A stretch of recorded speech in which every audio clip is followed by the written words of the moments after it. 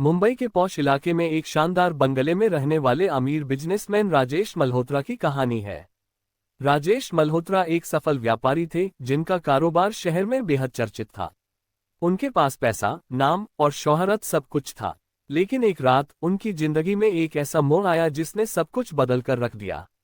रात के समय जब राजेश मल्होत्रा अपने घर में अकेले थे तभी अचानक उनका फोन बजा। फोन उठाने पर उन्हें एक अजीब और डरावनी आवाज सुनाई दी। आवाज कह रही थी, तुम्हारी मौत तुम्हारे करीब है। राजेश को लगा कि यह कोई मजाक है और उन्होंने इस बात को नजरअंदाज कर दिया। लेकिन अगले ही दिन उनकी लाश घर में पाई गई। उनके हाथ में वही टेलीफोन था जिस पर उन्हें धमकी भरा कॉल आया था। इस मामले की खबर पुलिस के साथ साथ सीआईडी टीम को भी दी गई। सीआईडी के अनुभवी अफसर एसीपी प्रद्युमन को जब इस केस का पता चला तो उन्होंने तुरंत इस केस की गहराई से जांच करने का फैसला किया। उनकी टीम में दया, अभिजीत और डॉक्टर सालुके भी शामिल थे, जो अपने अपने क्षेत्र में बेहद माहिर थे। सीआईडी टीम ने सबसे पहले घटनास्थल का मुआयना किया। उन्होंने देखा कि राजेश के हाथ में एक फोन था और उनके चेहरे पर घबराहट का भाव था। उनके आसपास कोई भी सुराग नहीं मिला जिससे ये समझ आ सके कि उनकी मौत कैसे हुई।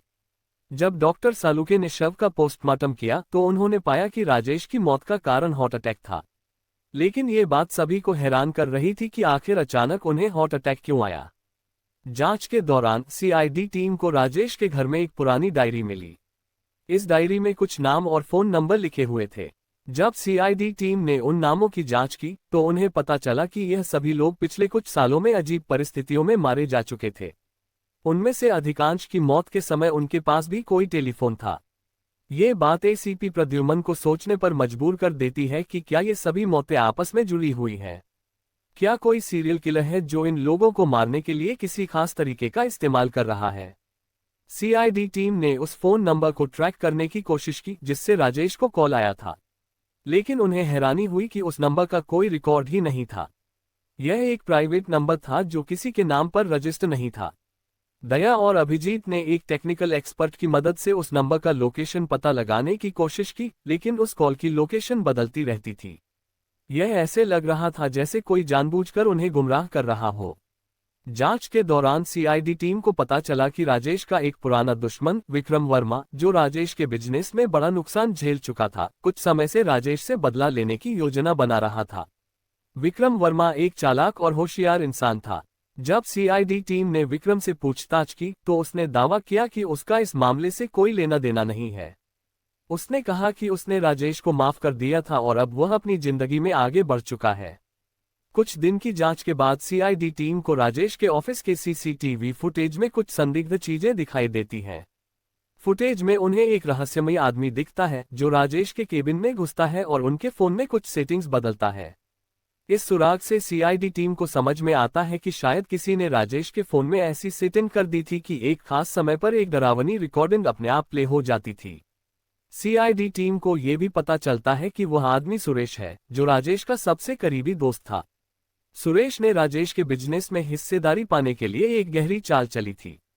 उसने एक रेडियो फ्रीक्वेंसी डिवाइस का इस्तेमाल कर राजेश के फोन में एक डरावनी आवाज रिकॉर्ड कर दी थी, जो हर बार फोन उठाते ही प्ले हो जाती थी।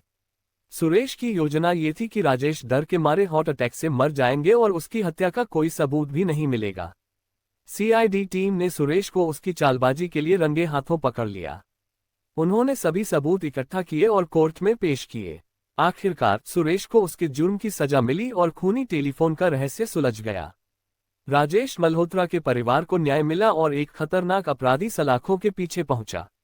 सीआईडी टीम की मुस्तैदी और होशियारी ने एक बेहद जटिल और खतरनाक केस को सुलझा कर दिखाया। इस केस के बाद सीआईडी टीम ने एक संदेश दिया कि किसी भी तकनीक का इस्तेमाल अगर गलत तरीके से किया जाए तो वो जानलेवा साबित हो सकती है। मुंबई के पॉश इलाके में एक शानदार बंगले में रहने वाले अमीर बिजनेसमैन राजेश मल्होत्रा की कहानी है। राजेश मल्होत्रा एक सफल व्यापारी थे जिनका कारोबार शहर में बेहद चर्चित था। उनके पास पैसा, नाम और शोहरत सब कुछ था। लेकिन एक रात उनकी जिंदगी में एक ऐसा मोड़ आया जिसने सब कुछ बदल कर रख दिया। रात के समय जब राजेश मल्होत्रा अपने घर में अकेले थे तभी अचानक उनका फोन बजा। फोन उठाने पर उन्हें एक अजीब और डरावनी आवाज सुनाई दी। आवाज कह रही थी, तुम्हारी मौत तुम्हारे करीब है। राजेश को लगा कि यह कोई मजाक है और उन्होंने इस बात को नजरअंदाज कर दिया। लेकिन अगले ही दिन उनकी लाश घर में पाई गई। उनके हाथ में वही टेलीफोन था जिस पर उन्हें धमकी भरा कॉल आया था। इस मामले की खबर पुलिस के साथ साथ सीआईडी टीम को भी दी गई। सीआईडी के अनुभवी अफसर एसीपी प्रद्युमन को जब इस केस का पता चला तो उन्होंने तुरंत इस केस की गहराई से जांच करने का फैसला किया। उनकी टीम में दया, अभिजीत और डॉक्टर सालुके भी शामिल थे, जो अपने अपने क्षेत्र में बेहद माहिर थे। सीआईडी टीम ने सबसे पहले घटनास्थल का मुआयना किया। उन्होंने देखा कि राजेश के हाथ में एक फोन था और उनके चेहरे पर घबराहट का भाव था। उनके आसपास कोई भी सुराग नहीं मिला जिससे ये समझ आ सके कि उनकी मौत कैसे हुई। जब डॉक्टर सालुके ने शव का पोस्टमार्टम किया तो उन्होंने पाया कि राजेश की मौत का कारण हार्ट अटैक था। लेकिन ये बात सभी को हैरान कर रही थी कि आखिर अचानक उन्हें हार्ट अटैक क्यों आया। जांच के दौरान सीआईडी टीम को राजेश के घर में एक पुरानी डायरी मिली। इस डायरी में कुछ नाम और फोन नंबर लिखे हुए थे। जब सीआईडी टीम ने उन नामों की जांच की तो उन्हें पता चला कि यह सभी लोग पिछले कुछ सालों में अजीब परिस्थितियों में मारे जा चुके थे। उनमें से अधिकांश की मौत के समय उनके पास भी कोई टेलीफोन था। ये बात एसीपी प्रद्युमन को सोचने पर मजबूर कर देती है कि क्या ये सभी मौतें आपस में जुड़ी हुई हैं। क्या कोई सीरियल किलर है जो इन लोगों को मारने के लिए किसी खास तरीके का इस्तेमाल कर रहा है। सीआईडी टीम ने उस फोन नंबर को ट्रैक करने की कोशिश की जिससे राजेश को कॉल आया था, लेकिन उन्हें हैरानी हुई कि उस नंबर का कोई रिकॉर्ड ही नहीं था। यह एक प्राइवेट नंबर था जो किसी के नाम पर रजिस्टर नहीं था। दया और अभिजीत ने एक टेक्निकल एक्सपर्ट की मदद से उस नंबर का लोकेशन पता लगाने की कोशिश की, लेकिन उस कॉल की लोकेशन बदलती रहती थी। यह ऐसे लग रहा था जैसे कोई जानबूझकर उन्हें गुमराह कर रहा हो। जांच के दौरान सीआईडी टीम को पता चला कि राजेश का एक पुराना दुश्मन विक्रम वर्मा, जो राजेश के बिजनेस में बड़ा नुकसान झेल चुका था, कुछ समय से राजेश से बदला लेने की योजना बना रहा। उसने कहा कि उसने राजेश को माफ कर दिया था और अब वह अपनी जिंदगी में आगे बढ़ चुका है। कुछ दिन की जांच के बाद सीआईडी टीम को राजेश के ऑफिस के सीसीटीवी फुटेज में कुछ संदिग्ध चीजें दिखाई देती हैं। फुटेज में उन्हें एक रहस्यमयी आदमी दिखता है जो राजेश के केबिन में घुसता है और उनके फोन में कुछ सेटिंग्स बदलता है। इस सुराग से सीआईडी टीम को समझ में आता है कि शायद किसी ने राजेश के फोन में ऐसी सेटिंग कर दी थी कि एक खास समय पर एक डरावनी रिकॉर्डिंग अपने आप प्ले हो जाती थी। सीआईडी टीम को यह भी पता चलता है कि वह आदमी सुरेश है, जो राजेश का सबसे करीबी दोस्त था। सुरेश ने राजेश के बिजनेस में हिस्सेदारी पाने के लिए एक गहरी चाल चली थी। उसने एक रेडियो फ्रीक्वेंसी डिवाइस का इस्तेमाल कर राजेश के फोन में एक डरावनी आवाज रिकॉर्ड कर दी थी, जो हर बार फोन उठाते ही प्ले हो जाती थी। सुरेश की योजना ये थी कि राजेश डर के मारे हार्ट अटैक से मर जाएंगे और उसकी हत्या का कोई सबूत भी नहीं मिलेगा। सीआईडी टीम ने सुरेश को उसकी चालबाजी के लिए रंगे हाथों पकड़ लिया। उन्होंने सभी सबूत इकट्ठा किए और कोर्ट में पेश किए। आखिरकार सुरेश को उसके जुर्म की सजा मिली और खूनी टेलीफोन का रहस्य सुलझ गया। राजेश मल्होत्रा के परिवार को न्याय मिला और एक खतरनाक अपराधी सलाखों के पीछे पहुंचा। सीआईडी टीम की मुस्तैदी और होशियारी ने एक बेहद जटिल और खतरनाक केस को सुलझा कर दिखाया। इस केस के बाद सीआईडी टीम ने एक संदेश दिया कि किसी भी तकनीक का इस्तेमाल अगर गलत तरीके से किया जाए तो वो जानलेवा साबित हो सकती है। मुंबई के पॉश इलाके में एक शानदार बंगले में रहने वाले अमीर बिजनेसमैन राजेश मल्होत्रा की कहानी है। राजेश मल्होत्रा एक सफल व्यापारी थे जिनका कारोबार शहर में बेहद चर्चित था। उनके पास पैसा, नाम और शोहरत सब कुछ था, लेकिन एक रात उनकी जिंदगी में एक ऐसा मोड़ आया जिसने सब कुछ बदल कर रख दिया। रात के समय जब राजेश मल्होत्रा अपने घर में अकेले थे तभी अचानक उनका फोन बजा। फोन उठाने पर उन्हें एक अजीब और डरावनी आवाज सुनाई दी। आवाज कह रही थी, तुम्हारी मौत तुम्हारे करीब है। राजेश को लगा कि यह कोई मजाक है और उन्होंने इस बात को नजरअंदाज कर दिया। लेकिन अगले ही दिन उनकी लाश घर में पाई गई। उनके हाथ में वही टेलीफोन था जिस पर उन्हें धमकी भरा कॉल आया था। इस मामले की खबर पुलिस के साथ साथ सीआईडी टीम को भी दी गई। सीआईडी के अनुभवी अफसर एसीपी प्रद्युमन को जब इस केस का पता चला तो उन्होंने तुरंत इस केस की गहराई से जांच करने का फैसला किया। उनकी टीम में दया, अभिजीत और डॉक्टर सालुके भी शामिल थे, जो अपने अपने क्षेत्र में बेहद माहिर थे। सीआईडी टीम ने सबसे पहले घटनास्थल का मुआयना किया। उन्होंने देखा कि राजेश के हाथ में एक फोन था और उनके चेहरे पर घबराहट का भाव था। उनके आसपास कोई भी सुराग नहीं मिला जिससे ये समझ आ सके कि उनकी मौत कैसे हुई। जब डॉक्टर सालुके ने शव का पोस्टमार्टम किया तो उन्होंने पाया कि राजेश की मौत का कारण हार्ट अटैक था। लेकिन ये बात सभी को हैरान कर रही थी कि आखिर अचानक उन्हें हार्ट अटैक क्यों आया। जांच के दौरान सीआईडी टीम को राजेश के घर में एक पुरानी डायरी मिली। इस डायरी में कुछ नाम और फोन नंबर लिखे हुए थे। जब सीआईडी टीम ने उन नामों की जांच की तो उन्हें पता चला कि यह सभी लोग पिछले कुछ सालों में अजीब परिस्थितियों में मारे जा चुके थे। उनमें से अधिकांश की मौत के समय उनके पास भी कोई टेलीफोन था। ये बात एसीपी प्रद्युमन को सोचने पर मजबूर कर देती है कि क्या ये सभी मौतें आपस में जुड़ी हुई हैं। क्या कोई सीरियल किलर है जो इन लोगों को मारने के लिए किसी खास तरीके का इस्तेमाल कर रहा है।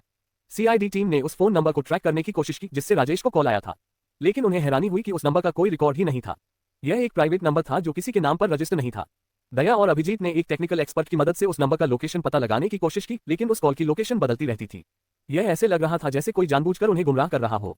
जांच के दौरान सीआईडी टीम को पता चला कि राजेश का एक पुराना दुश्मन विक्रम वर्मा, जो राजेश के बिजनेस में बड़ा नुकसान झेल चुका था, कुछ समय से राजेश से बदला लेने की योजना बना रहा था। विक्रम वर्मा एक चालाक और होशियार इंसान था। जब सीआईडी टीम ने विक्रम से पूछताछ की तो उसने दावा किया कि उसका इस मामले से कोई लेना देना नहीं है। उसने कहा कि उसने राजेश को माफ कर दिया था और अब वह अपनी जिंदगी में आगे बढ़ चुका है। कुछ दिन की जांच के बाद सीआईडी टीम को राजेश के ऑफिस के सीसीटीवी फुटेज में कुछ संदिग्ध चीजें दिखाई देती हैं। फुटेज में उन्हें एक रहस्यमयी आदमी दिखता है जो राजेश के केबिन में घुसता है और उनके फोन में कुछ सेटिंग्स बदलता है। इस सुराग से सीआईडी टीम को समझ में आता है कि शायद किसी ने राजेश के फोन में ऐसी सेटिंग कर दी थी कि एक खास समय पर एक डरावनी रिकॉर्डिंग अपने आप प्ले हो जाती थी। सीआईडी टीम को यह भी पता चलता है कि वह आदमी सुरेश है, जो राजेश का सबसे करीबी दोस्त था। सुरेश ने राजेश के बिजनेस में हिस्सेदारी पाने के लिए एक गहरी चाल चली थी। उसने एक रेडियो फ्रीक्वेंसी डिवाइस का इस्तेमाल कर राजेश के फोन में एक डरावनी आवाज रिकॉर्ड कर दी थी, जो हर बार फोन उठाते ही प्ले हो जाती थी। सुरेश की योजना ये थी कि राजेश डर के मारे हार्ट अटैक से मर जाएंगे और उसकी हत्या का कोई सबूत भी नहीं मिलेगा। सीआईडी टीम ने सुरेश को उसकी चालबाजी के लिए रंगे हाथों पकड़ लिया। उन्होंने सभी सबूत इकट्ठा किए और कोर्ट में पेश किए। आखिरकार सुरेश को उसके जुर्म की सजा मिली और खूनी टेलीफोन का रहस्य सुलझ गया। राजेश मल्होत्रा के परिवार को न्याय मिला और एक खतरनाक अपराधी सलाखों के पीछे पहुंचा। सीआईडी टीम की मुस्तैदी और होशियारी ने एक बेहद जटिल और खतरनाक केस को सुलझा कर दिखाया। इस केस के बाद सीआईडी टीम ने एक संदेश दिया कि किसी भी तकनीक का इस्तेमाल अगर गलत तरीके से किया जाए तो वो जानलेवा साबित हो सकती है।